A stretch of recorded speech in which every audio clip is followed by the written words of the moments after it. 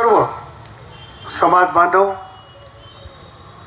सर्व समाजातील ज्येष्ठ पदाधिकारी, आया भगिनी आणि पत्रकार मित्र, भारतरत्न डॉक्टर बाबासाहेब आंबेडकरांच्या पुतळ्याचं सुशोभीकरण ज्या दिवशी करायचा आम्ही शुभारंभ केला त्याच दिवशी साहित्यरत्न अण्णाभाऊ साठेच्याही पुतळ्याचं नारळ फोडायचं आमचं ठरलं होतं. पण आपसातले आपल्या काही छोटे मोठे मतभेद, त्याच्यामुळे आपल्याला तो कार्यक्रम थांबवावा लागला आणि तो कार्यक्रम आज आपण सगळ्याच्या संमतीनं करतो. तोगरे सरांनी उल्लेख केला, संचलन करताना उल्लेख झाला आणि आपण सगळ्यांची भूमिका माहिती आहे की सगळ्यांनी उल्लेख केला की आम्ही पैसे न मागता मिळाले. मी तुम्हाला अतिशय नम्रपणानं सांगणार, उदाहरण या ठिकाणचं नसलं तर उदाहरण कुठलंही असलं तर कुठल्याही महापुरुषाच्या पुतळ्याचं सुशोभीकरण करण्यासाठी समाजाला वेटीला धरण्याचं काम करू नका. समाजाच्या नावावर कोणाला राजकारण करायचं तर जरूर करा, पण समाज माझ्याच मागे आहे हे तुम्ही डोक्यात कधीच आणू नका. मी अनेक आंदोलनं बघितले की मला राव म्हणा याच्यासाठी आंदोलन आहे, मला कोणीतरी विचारा म्हणून आंदोलन आहे. तुम्ही अशी आंदोलनं केल्यामुळं कोणी विचारत नाही आणि कोणी मोर्चा काढला, प्रताप पाटलाला काही फरक पडत नाही. मोर्चा काढणाऱ्याची माझ्याजवळ तर किंमतच नाही, कारण मी महापुरुषाचा सन्मान करणारा एक कार्यकर्ता आहे. मी कुठल्याही महापुरुषामध्ये भेदभाव न करणारा कार्यकर्ता आहे. 1992 पासून राजकारण करतो. अनेक लोक इथं निवडणुका लढवले 6,000च्या वर गेले नाही आणि आज पुतळ्यासाठी राजकारण करतात. ही बात दुर्दैव आहे. पुतळ्यासाठी राजकारण करू नका. तुम्ही जेव्हा राजकारण कराल तर ते काम थांबल. तुम्ही राजकारणाचा या अशा गोष्टीचा नाद सोडा तर काम होईल.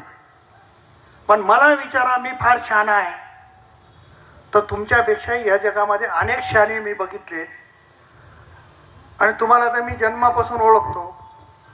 त्याच्यामुळं अशा भानगडीत कोणी पडण्याची आवश्यकता आहे असं मला स्वतःला वाटत नाही. रामभाऊ इथलं उदाहरण नसलं तरी कुठलं तरी आहे.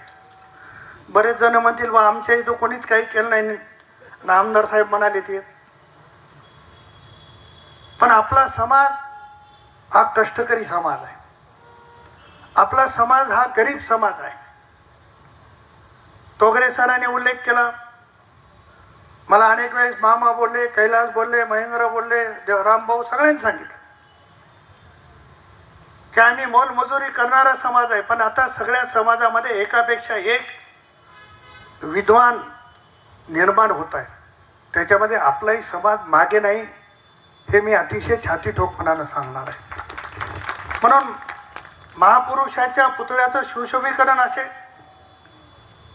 त्यांच्या स्मारकाचं उचित स्मारक करणं असेल, हे मी ठरवलंय की महापुरुषाचं त्यांच्या नावाला शोभेल असं स्मारक झालं पाहिजे. मला जाणीव आहे की मी गेल्या अनेक वर्षापासून राजकारण करतो. एखाद्या निवडणुकीत छोट्या मोठ्या काही गोष्टी घडल्या असतील, परंतु सातत्यानं तुम्ही माझ्या पाठीशी आहात याची जाणीव मला आहे. म्हणून तुम्ही न मागता आता तुम्हाला सांगणार आहे की येणाऱ्या काळामध्ये साहित्य रत्न अण्णाभाऊ साठेचा पूर्ण आकृती पुतळा आपण या ठिकाणी बसवणार आहोत. अतिशय चांगलं स्मारक करू, उचित स्मारक करू आणि जिल्ह्यातली मंडळी कंधारचं स्मारक बघायला आलं पाहिजे असं नाव लौकिक ठेवणारं स्मारक आपण निश्चितपणानं करू. त्याच्यासाठी पुतळा समिती निर्माण करायची. आपण पुतळा समिती निर्माण करू. पुतळा समितीलाही सांगणं आहे की जे कोणी पुतळा समिती निर्माण करतात ते वसुलीसाठी नाही, कायद्यात काही गोष्टी करायच्या म्हणून पुतळा समिती निर्माण करायची. पुतळा समिती ही कागदावर तयार करा, त्याचा जेवढा खर्च लागेल तेवढा मी करायला तयार आहे. आणि आपण अतिशय चांगला, मला आता सांगितलं कैलासने, मला दोघं चौघं जण बोलले की पुतळ्याचा अंदाजित इस्टिमेट येतपर्यंत होईल. होऊ द्या, पण अतिशय चांगला पुतळा या ठिकाणी आपण निश्चितपणानं बसू. मी शिवसाहेबांना सांगणार आहे की आता तुम्ही थोड्या वेळानं बसा, चर्चा करा. हे काम भलं 4 दिवस उशिरा सुरू झालं तरी चालेल, पण या कामासोबतच त्याचंही प्रयोजन ठेवू, पूर्ण आकृती पुतळ्याचंच प्रयोजन ठेवू. आपल्याला हा वाढीव देऊ ना, वाढीव दिल्याशिवाय आता एवढे पैसे दिले ते तर पुतळ्यालाच जातील, पण त्याचं सुशोभीकरण करायचं तर तेवढेच पैसे द्यावे लागतील. हे सगळी जाणीव मला आहे. आपण निश्चितपणानं ते चांगलं काम करू, पण एक आदर्श सगळ्या तालुक्यात, सगळ्या जिल्ह्यात माहीत झालं पाहिजे की साहित्यरत्न अण्णाभाऊ साठेंचा पुतळा न मागता या ठिकाणी उभा टाकतो, न मागता त्याचं सुशोभीकरण होते. आता उभा राहिलेल्या पुतळ्याचं तर सुशोभीकरण करणं ही माझी जबाबदारी आहे, पण त्याच्यासाठी कोणी राजकारण करू नये अशा पद्धतीच्या या निमित्तानं माझ्या सूचना आहेत. मी काल बोलताना आमच्या काही मित्राला सांगितलं की गाडी ओढणाऱ्यालाच गाडी ओढावं लागते, गाडी खालून चालणाऱ्याला गाडीचं दुःख माहीत नसते. गाडी खालून चालणाऱ्याचं काय काम आहे ते तुम्हाला माहीत आहे. म्हणून गाडी खालून चालणाऱ्याचं काम गाडी खालून चालणाऱ्यानं करायचं, आणि गाडी ओढणाऱ्याचं काम गाडी ओढणाऱ्यानं करायचं. आम्हाला तुम्ही जबाबदारी दिली गाडी ओढायची, म्हणून गाडी ओढायचं काम आमचं आहे. आता गाडी खालून चालणाऱ्याचं काम भुकायचं आहे ते तर करणारच, आणि त्यानं जर ते काम केलं नाही मग त्याला गाडी खालून चालायचं काय अधिकार आहे? त्यानं भुकलंच पाहिजे. म्हणून असे काही लोक प्रवृत्तीचे आहेत की जाणीवपूर्वक चांगलं होत असताना भुकतात. अशा भुकणाऱ्या लोकांची माझ्याजवळ काही किंमत नाही. जो समाज एक संघपणे आमच्या सोबत आहे, आजही ज्यांच्यासाठी कोणी आंदोलन केलं त्या आंदोलन करणाऱ्यापेक्षा त्याचा समाज 10 पट माझ्या सोबत आहे. कारण ज्यांनी बघा, मी प्रत्येक निवडणुकीत निवडून आलो ते बहादर 6,000च्या वर कुठं गेलाच नाही. आणि समाज किती आहे तालुक्यात? म्हणून समाज कोणाच्या मागे आहे? समाजाला असं कोणाच्या स्वतःच्या राजकारणासाठी कोणी करायची आवश्यकता नाही.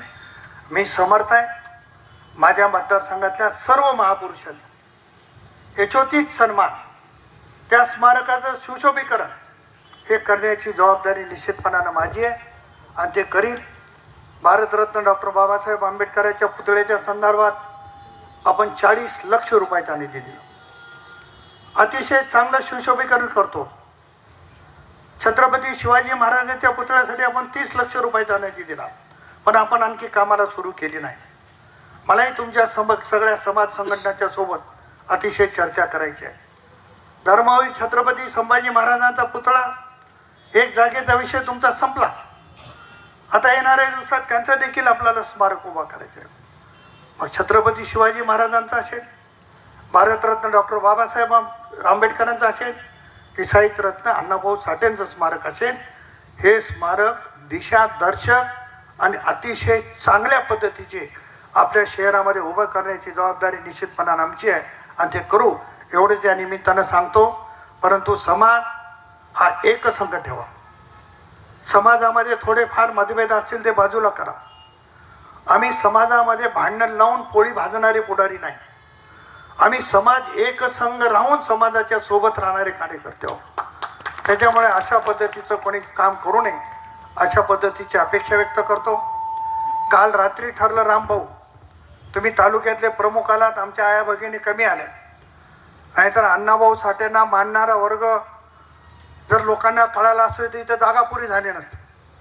पण येणाऱ्या काळामध्ये जेव्हा साहित्यरत्न अण्णाभाऊ साठेंचा पूर्णाकृती पुतळा बसेल, जेव्हा सुशोभीकरण होईल, तेव्हा आपल्या सर्वांच्या संमतीनं महाराष्ट्रातून आणखी कोणाला बोलवायचं असेल, आणखी कोणाचा सन्मान करायचा असेल तर निश्चितपणानं करू, आणि अतिशय चांगला कार्यक्रम या कंधार शहरामध्ये घडवून आणू एवढ्या निमित्तानं सांगतो आणि थांबतो. जय हिंद, जय महाराष्ट्र.